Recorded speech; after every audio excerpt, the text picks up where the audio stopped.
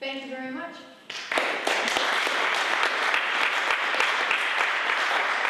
Mr. Barrett?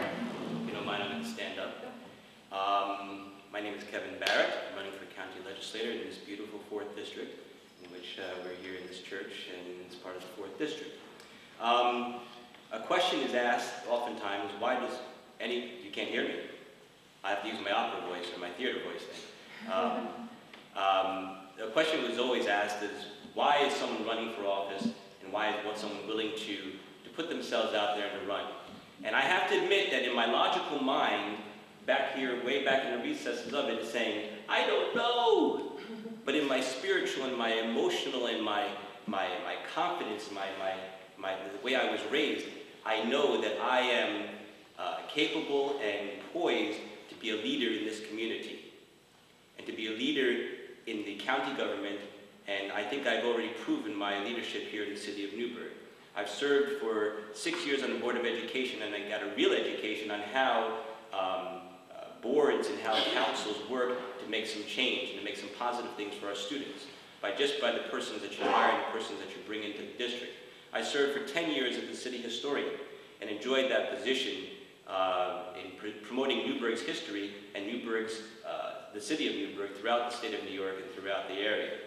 I've been a member of Leadership Orange, and that's where I really got my basis for knowledge about the county, because Leadership Orange is a program that every month everybody goes out and you learn different aspects of the county government. You learn about the parks and recreation, you learn about the law enforcement, you learn about the government itself and the district attorneys and the crime enforcement and everything that is there. So during that, in 1996, I was the second class to graduate from that, and then I also served on the board of Leadership Orange and encourage other people, young people and old people, professionals and non-professionals, to be a part of Leadership Orange so they can learn the leadership qualities that are necessary to do something in Orange County.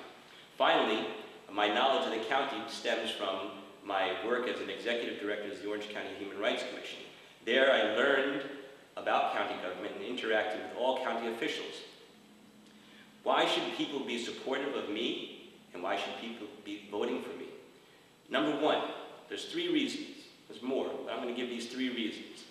Number one, I have access to all of the people that are players or that are involved in making decisions in our county, whether on a business level, from John D'Ambrosio, the head of the Orange County Chamber of Commerce, to Ed Diana, who's our current county executive. I can make a phone call, I can access them, and you're going to see throughout these questions and the forms that I've used that already and have acted as a county legislator. Number 2, I don't break relationships. I have good relationships. I come in, I speak to every person here, whether what party you're on and what group you come from. I keep good relationships, and it bothers me if a relationship that I have or have had in the past is broken. And lastly, I always try to maintain a certain level of objectivity. I listen to both sides of the story and then make a decision. I hope that you come out and I hope that you support me on November 3rd for this election and the seat as the county legislator. Thank you. Thank you. Do you have any questions for our county legislature candidates? Yes, sir. Mr. Finch, I've lived here in Newburgh all my life. For the last 10 years, I've been volunteering with Habitat for Humanity, the past president of that organization here. I'm wondering, when you use the term affordable housing, can you tell me what you have in mind when you use that term? Okay, very good question. When dealing with affordable housing, we have a large amount of individuals who live in this city who are renters. I'm a renter myself. I may own 2 businesses, but I rent. And jumping from the world of renting to home ownership, it becomes very difficult without getting assistance from other agencies or being able to to locate the homes within the area. When we start talking about the average individual where the family income is $30,000 to $35,000, it's pretty difficult to go from that to actually owning a home. Okay, so when we start talking about affordable housing, is working hand in hand with the Habitats and the various other organizations, first-time homeowner programs, working hand in hand with the county, searching for the monies that are necessary to help individuals bridge into getting the down payments to to get into those homes and so forth. So we start talking about affordable housing, it's first taking a look at what we have here, okay? You know, what is our stock of housing, and then helping the individuals within the general area and also the city get into those homes through the proper financial programs and also proper education. Yes, ma'am.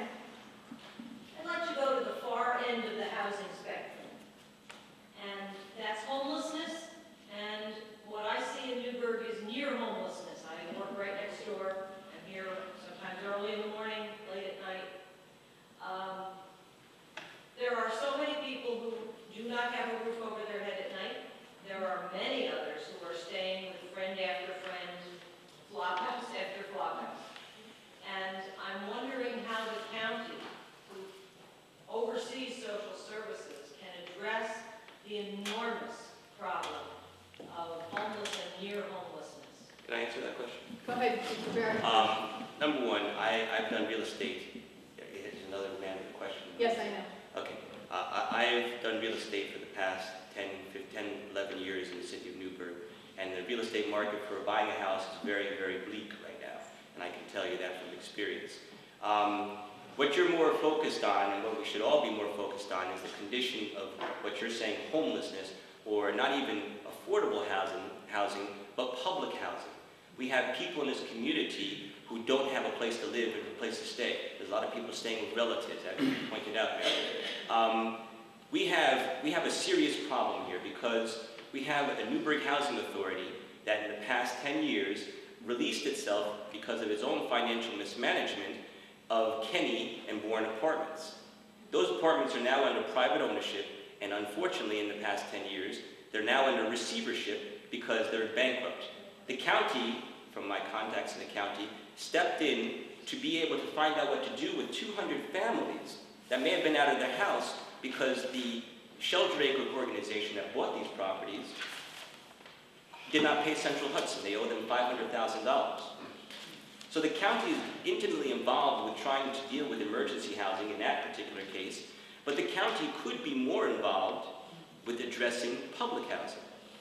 The county provides for people to come in and to rent an apartment or to rent a hotel room and pay $30-some thousand a year, but they won't come in and haven't come in to make some of these units down here affordable and to provide for them and to actually take some charge into making these properties available so that people that have that interim housing condition or homelessness or like that somewhat homelessness can come and have a place to lay their head. It requires a great amount of effort, and the county is seated to be able to do this type of thing, but it needs a county legislator that's going to be able to have access to them so that they can say, we're going to come here and do this. Already I have been involved in the Newburgh Housing Authority because we only have 69 units in the city for that type of thing. And that's a disgrace.